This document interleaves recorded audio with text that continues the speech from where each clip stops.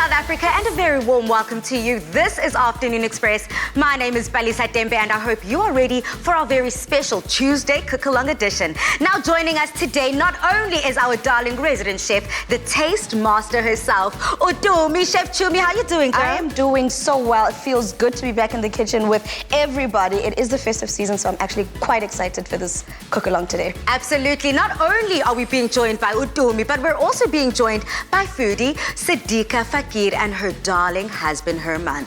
Now, this Christmas is just around the corner here in sunny South Africa, and we'll be whipping up a modern, Indian-inspired Christmas menu for those sizzling inspirations. Please just head over to afternoonexpress.co.za right now to get the full ingredients list and recipe so you can cook along with us. Now, Sadika, I'm just so blessed to have you in the loft. Thank you. I am blessed to be here and just so excited.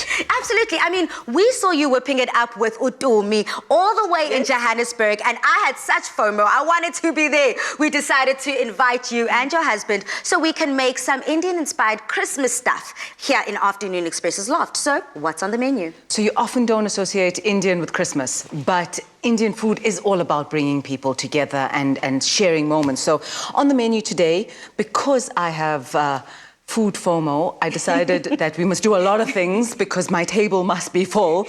So tandoori chicken with ghee potatoes, but we're also doing a tandoori fish as well.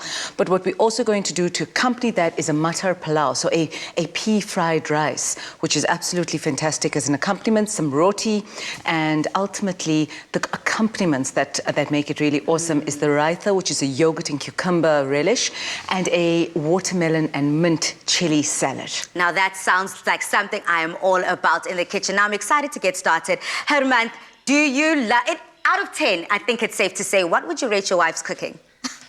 I can't say anything much because, you know, if I say anything negative, I'm going to be in trouble, but I can give it a 10 or 11 out of 10, as you can see my size.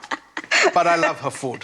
I love that. Okay, so if you want to cook along with us, you already know where to go on our website, but we are ready to get cooking. On social media, though, we have not forgotten about you. Since we are cooking up an Indian festive feast, we'd like to know from you, what's your favorite Indian dishes? Join the conversation happening right now on Afternoon Express's Facebook, Twitter, and Instagram pages, and use that hashtag Afternoon Express. Now let's get cooking, honey. What's step number 1? Absolutely. So it's a multiple array of things that we need to do at the same time. So we need to sort out the protein, so the fish and the chicken. The great thing is that if you're preparing both, you can prepare the same marinade. So just double the recipe. So I'll take you through the main marinade and we'll do the same thing with the fish. But in the process of it, because it's with potatoes and we want to speed things up because you want to spend a lot of time with your family on a special day, get the potatoes in, get the potatoes peeled, and let's get them parboiled and we can leave them aside. Okay. And then if we can already start chopping up the onions. And again, nothing fancy here. The onions go into the cavity and are going to be sprinkled over the tandoori fish. So really very roughly cut onions to just add that level of sweetness. But then as we go into the protein, you can do it in any way. You can decide that you want to mix your marinade first and then put it onto the chicken, or if you're in a rush, you do the same. So what I'm going to do is I'm going to start with the marinade as we're going along, and Hemant, you're going to do the same on your side for the fish. So it's twinning here.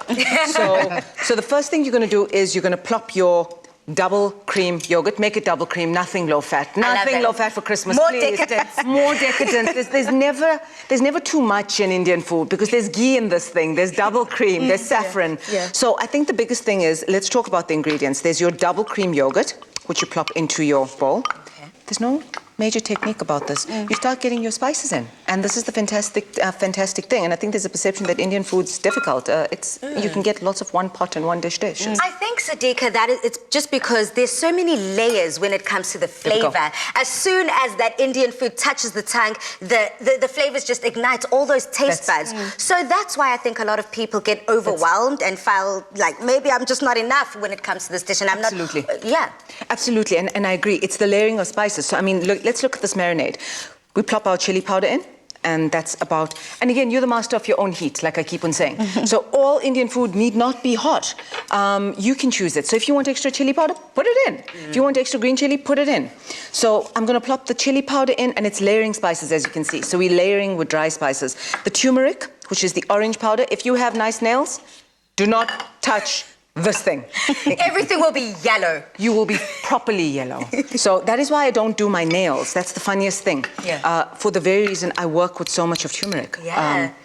So that's why you also have nice skin as well, by the way, because turmeric is an antioxidant and makes your skin really awesome. I also believe that using turmeric as a power food, whether it's within a shake or a latte, is also really good for you. Yes, golden milk. I of love course. a golden milk. So and it's called the holy trinity of Indian food. So you've got your chili powder, you've got your turmeric, you can mix a cumin powder, so you're going to plop the brown powders in, which is your cumin powder. A teaspoon there, not too much of the cumin powder because it can get quite bitter. So a teaspoon should be sufficient. Your coriander powder, another brown powder. And you've got to smell because they all look identical. So you can smell like a woodiness. Ooh, yeah. But still, you still get the fresh tastes. And then we want to plop in some garam masala. Now they're all brown, but garam masala is a mixture. Hemant, is it 10 spices? It's 10 spices. 10 spices. Yeah, it's 10 spices. There's 7 spices or 10 spices. It depends on how you want to layer the ingredient in the garam masala itself. Stunning. That's it. And then now what we also add in is you can add in a wet masala into this or a red powder masala, just to add in some more color. Now, these are shop bought, easily bought. The ones that I have at home are homemade. I'm blessed. My mother-in-law sends it from Durban. That's me. Should I say, I'm a purveyor of spices and masala. I know that all too well. So you can plop your red masala in here. And again, tomato puree leaves the moisture in the chicken and adds in a beautiful red tone. So that's there. And what is Indian food without ginger and garlic? Oh, yes. And 2 tablespoons in here. It adds a beautiful freshness, but it also adds a level of warmth as well. And that beautiful smell you get when it roasts is just superb. Some garlic paste.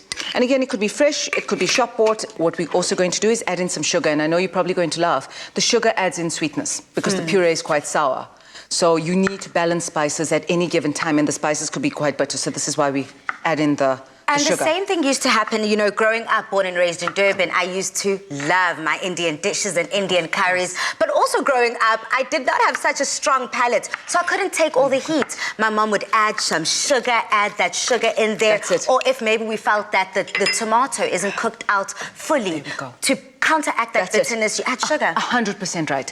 And never feel shy to add in a bit of sugar because of that sweetness. And then the last dish is my favorite. I think, and I shouldn't be picky and choosy on spices, but I love saffron. Saffron is the most indulgent. She's indulgent, she's sexy, and she just adds this rosy, floral taste to the tandoori chicken. And what we do here with the saffron, to get the most out of saffron is exceptionally expensive. So when you buy a packet, savor the thing. And I think the critical thing here is get some warm water, steep some strands in here, and you can I opt to put quite a bit of saffron in, but you can opt to put a couple of teaspoons in as well. So then that goes in there. I think maybe the viewers are also quite curious about the difference of the masalas. We've got red masala, we've got garam masala, we've got tandoori masala. What's the difference of all these masalas? When we say masala, it's mixed with multiple spices. So a red masala would come with maybe a garlic powder, a ginger powder, and a cumin powder and chili powder in it. Then you'd have a garam masala, as Hemant said, and his mum has her own special recipe. Every Indian auntie has their own recipe. So I'm probably going to get comments, but my garam masala is like this and mine's like that. So masalas are mixtures of spices, whereas a coriander powder is straight base coriander ground. Yeah. A cumin is straight base ground, roasted and ground. Heat turns spices on in Indian food.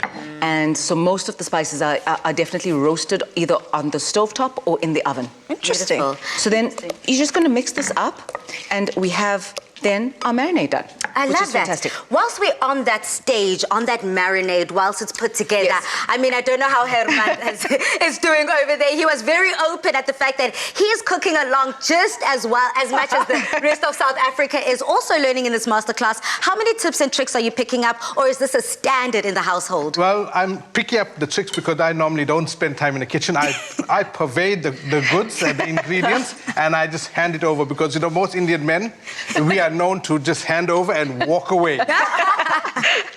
And he washes all the dishes, Yes. by the way. So I'm the neatness freak in that part in our home, that I do not like to see dishes piling up, and I want to clean up and move out so it does not end up Hi, love. falling around. It's all about balance in the house. Yes, All about balance. yes. Let's It's all go. about balance.